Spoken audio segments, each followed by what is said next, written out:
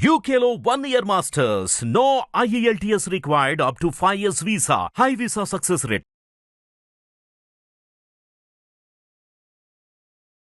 నమస్తే, welcome to hit TV. నేను శ్వేత. ఈరోజు నాతో పాటు మన స్టూడియోలో దేవి ఉపాసకులు బ్రహ్మశ్రీ సుభాష్ శర్మ గారు ఉన్నారు. నమస్తే గురువుగారు. శ్రీమాత్రే నమః. గురువుగారు, నవరాత్రులు మొదలవుతున్నాయి. అవునమ్మా. రేపటి నుంచే నవరాత్రులు మొదలు. అవును. అయితే నవరాత్రులకి అమ్మవారికి చాలా విశిష్టమైన రోజులుగా భావిస్తారు. అవును. మీరు కూడా చాలా పవిత్రంగా ఈ ఈ రోజులన్నీ చాలా దీక్షలో ఉంటాము. దీక్షలో ఉంటూ అవునమ్మా. ఉంటారు. అయితే అసలు నవరాత్రులప్పుడు చాలా మందికి కన్ఫ్యూజన్ ఏంటి అంటే, నవరాత్రులప్పుడు అమ్మవారికి ఎలాంటి చీరలు కట్టాలి, ఉమ్, ఎలాంటి ప్రసాదం పెడితే మంచిది, ఉమ్, అలాంటివి చాలా మందికి డౌట్స్ ఉంటూ ఉంటాయి. అవును. ఒక్కొక్క రోజు దేవికి ఒక్కొక్క అలంకరణ ఉంటుంది. అవును. వాటి గురించి వివరించండి గురుగారు. తప్పకుండా తెలియజేస్తానమ్మా. ఇది అందరూ కూడా తెలుసుకోవాల్సినటువంటి విషయం కాబట్టి ముందుగా ప్రేక్షకులందరికీ శ్రీమాత్రే నమః, శ్రీ గురుభ్యో నమః. ఓం జ్ఞానినాంనపి చేతాంసి దేవి భగవతి హిసా బలాయ కృష్యమోహాయ మహామాయ ప్రయశ్చతి యా దేవీ సర్వభూతేషు మాతృరూపేణ సంస్థిత నమస్తస్సై నమస్తస్సై నమస్తస్సై నమో నమః. దేవీ నవరాత్రులు అనేటటువంటివి పరమ పవిత్రమైనటువంటి రోజులు.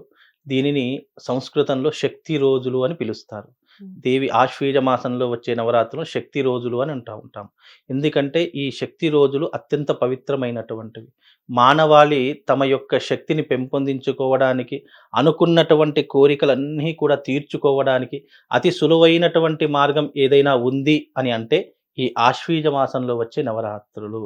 ఎందుకంటే యావత్ భూమి మీద సమస్త జీవరాశుల్లో కోరికలున్నటువంటి జీవి, ఆశలున్నటువంటి జీవి కేవలం మనిషి మాత్రమే.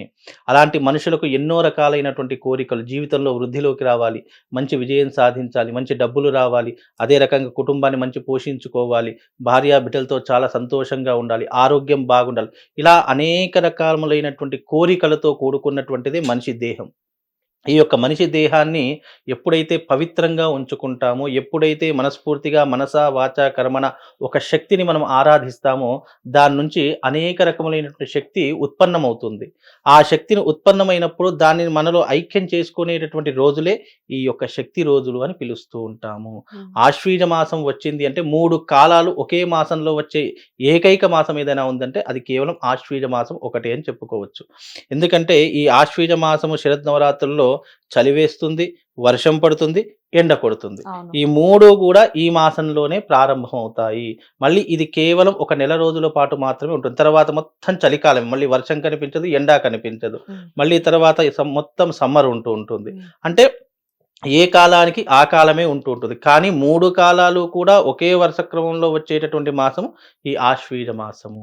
ఆశ్వేజ మాసానికి అంత ప్రత్యేకత ఉంటుంది. చాలా ప్రత్యేకత. సాక్షాత్తు ఆ తల్లి భూమి మీదికి కాలు మోపి ఈ రోజున అందరితో, భక్తులందరితో కూడా పూజలు అందుకొని మళ్ళీ తన లోకానికి వెళ్ళిపోయేటటువంటి అద్భుతమైనటువంటి రోజులు ఈ 9 రోజులు. ఆ అమ్మవారు కేవలం మనతోనే కాదు, ముక్కోటి దేవతలతో కూడా పూజలు అందుకునేటటువంటి రోజు కూడా ఈ 9 రోజులు. ఇప్పుడు శివుడు ఎక్కడుంటాడు అంటే మనం కైలాసము అని చెప్తాము. వెంకటేశ్వర స్వామి ఎక్కడుంటారంటే వైకుంఠము అని చెప్తూ ఉంటాము. అలాగే బ్రహ్మదేవుడు అనంటే బ్రహ్మలోకము అని చెప్తూ ఉంటాము. అంటే ఒక్కొక్క దేవుడికి ఒక్కొక్క లోకం ఉంది. ఆ లోకంలో ఉన్నటువంటి దేవతలందరూ కూడా అక్కడే నివసిస్తూ ఉంటారు. కానీ ఈ 9 రోజులు మాత్రం వాళ్ళు అక్కడ ఉండరు. వాళ్ళందరూ కూడా ఎక్కడ ఉంటారంటే మణిద్వీప వర్ణము అనేటటువంటి పట్టణంలో ఉంటారు. ఆ మణిద్వీపం ఎవరిది అంటే సాక్షాత్తు ఆదిపరాశక్తి అయినటువంటి లలితా పరమేశ్వరి అమ్మవారిది.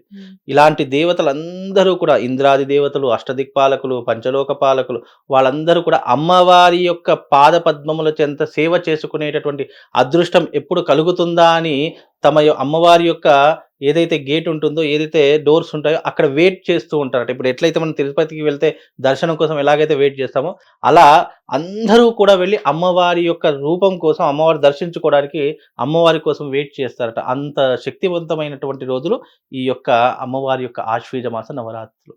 అయితే ఈ నవరాత్రులలో అందరూ కూడా మనస వాచ కర్మణ అమ్మవారిని మనస్ఫూర్తిగా ధ్యానించుకోవాలి, పూజించుకోవాలి, దీక్షగా ఉండాలి. దీక్ష అంటే ఇక్కడ అర్థం ఏంటి అంటే ముఖ్యంగా మధుమాంసాలకు దూరంగా ఉండాలి. సాంసారికమైనటువంటి జీవితానికి ఈ 9 రోజులు దూరంగా ఉండాలి. అలాగే నేల మీద పడుకోవాలి.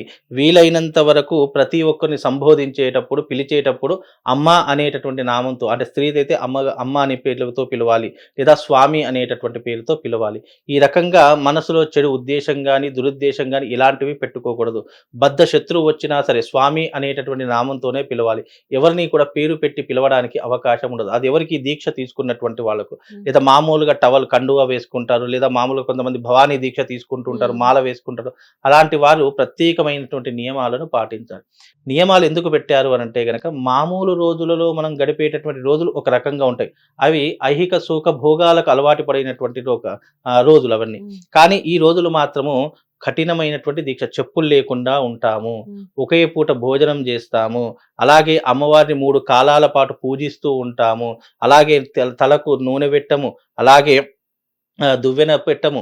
అలాగే అద్దము చూసుకోరాదు. ఇవన్నీ కూడా అనేక రకములైన, అంటే ఒక సన్యాసి ఏ రకంగా ఉంటాడో ఆ రకమైనటువంటి దీక్షే అమ్మవారి యొక్క భవానీ దీక్ష. కఠోరమైన పొద్దున 4 గంటలకు లేచి చల్లనీటితో స్నానం చేయాలి. ఇవన్నీ కూడా అమ్మవారి దీక్షలో భాగాలని చెప్పుకుంటూ ఉంటారు. అమ్మవారిని ఈ 9 రాత్రులు ఎంత మనం అర్చిస్తామో, ఎంత పూజిస్తామో, ఎంత ప్రేమిస్తామో అంతకు 10 రెట్లు ఆ తల్లి మన మీద కరుణ చూపిస్తూ ఉంటుంది. ఇవన్నీ ఎందుకు చేస్తాము అంటే అపారమైనటువంటి భక్తిని చాటుకోవడానికి.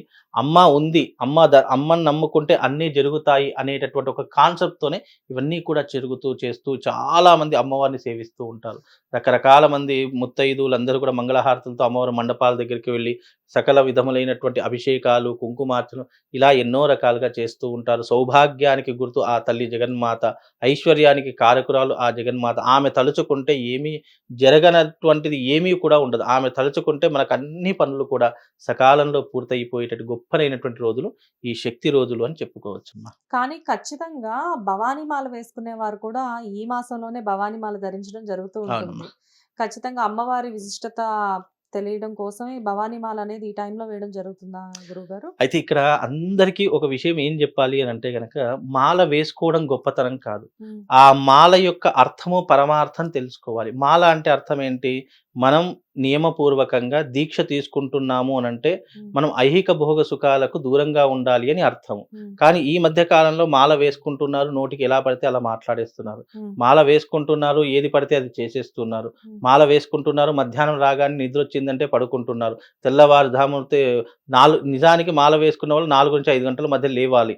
కానీ అలా కాకుండా పొద్దెక్కేంత వరకు 6:30, 7 గంటలకు, అంటే సూర్యుడు వచ్చిన తర్వాత లేస్తున్నారు. ఎప్పుడైనా మాల వేసుకున్నటువంటి వాళ్ళు నియమ నిష్టలు తప్పకుండా పాటించాలి. అలా పాటించకపోతే మాల వేసుకొని కూడా ప్రయోజనం ఉండదు. మాల అనేది ఎందుకు వేస్తాము? మనలో ఉన్నటువంటి అంధకారాన్ని తొలగించుకోవడానికి, మనలో ఉన్నటువంటి పాపాన్ని తొలగించుకోవడానికి వేసేటటువంటిదే మాల. ఆ మాల వేసుకున్నామంటే ఖచ్చితంగా నువ్వు కఠినమైనటువంటి నియమాలు తప్పకుండా పాటించే తీరాలి. అందులోనూ ఈ భవానీమతి ఈ నవరాత్రుల్లోనే అమ్మవారి యొక్క మాలను ఎక్కువగా వేసుకుంటూ ఉంటారు. ఎందుకంటే ఆశ్వీజ మాసం మొత్తం కూడా అమ్మవారికి అంకితం చేయబడినటువంటి మాసం. దీనిని సంస్కృతంలో కన్యామాసం అని కూడా పిలుస్తూ ఉంటారు. కనుక ఈ కన్యామాసం అనేటటువంటి పూర్తిగా అమ్మవారికి అంకితం చేయబడినటువంటి రోజులు. అలాగే అమ్మవారి 9 రూపాలు మనకు దేవీ సప్తశతిలో ఒక శ్లోకం చెప్పారు. ఆ శ్లోకం ఏంటంటే అమ్మవారి 9 పేర్లను వర్ణిస్తూ ఒక శ్లోకం చెప్పారు. ఓం ప్రథమం శైలపుత్రీశ్చ, ద్వితీయం బ్రహ్మచారిణి, తృతీయం చంద్రఘంటేతి, కూష్మాండేతి చతుర్థకం, పంచమం స్కంతమాత్రేషు, షష్టౌ కాత్యాయని, సప్తమం కాలరాత్రిశ్చ, అష్టమం మహాగౌరి, నవమం సిద్ధిధాత్రి చ, దశమంతు మహాదేవి అనే పేర్లు మనకు సంస్కృత ఆధారంగా, దేవీ సప్తశతి ఆధారంగా మనకు ఆ పేర్లు చెప్పారు. ఇక్కడ మనం ఏం చేస్తున్నాము? బాలా త్రిపుర సుందరిని పిలుస్తాము, గాయత్రి అమ్మవారిని పిలుస్తాము, లక్ష్మీ అవతారం అని పిలుస్తాము, అన్నపూర్ణ అవతారం, లలిత అవతారం, సరస్వతి అవతారం. ఇవన్నీ కూడా అవతారం అంటే మనకు తెలిసినటువంటి అవతారాలు మనం పెట్టుకున్నటువంటి సందర్భాలు ఉన్నాయి. కానీ పురాణం ప్రకారము, శాస్త్రం ప్రకారం అమ్మవారిని ఆరాధించే రూపాలు ఈ 9 రూపాలను ఆరాధించాలి అని మనకు దేవీ సప్తశతిలో చెప్పడం జరిగింది. కనుక ఏది ఏమైనప్పటికీ అమ్మ ఎలా పిలిచినా అమ్మే. కాబట్టి ఆ తల్లిని మనం ఏ రూపకంగా పూజ చేసినా కరుణ ఒకే రకంగా ఉంటుంది. కానీ కొన్ని ఆధారాల ప్రకారం, చారిత్రక ఆధారాల ప్రకారం అమ్మవారికి 9 పేర్లు ఇవి చెప్పడం జరిగింది.